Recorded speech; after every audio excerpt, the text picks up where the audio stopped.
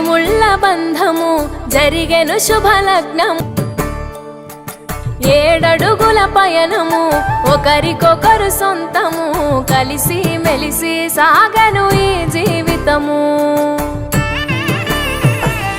శతమానం భవతి అని వధువరులను దీవించి, శ్రీరస్తు శుభమస్తని అతిథులు ఆశీర్వదించి, పంచాభూతాల నడుమ 2 మనసులేకమయ్యే కళ్యాణం కమనీయమాయను, మాంగళ్యం మహనీయమాయను. కనులు కనులు కలిపి ప్రేమ మనసులొలికి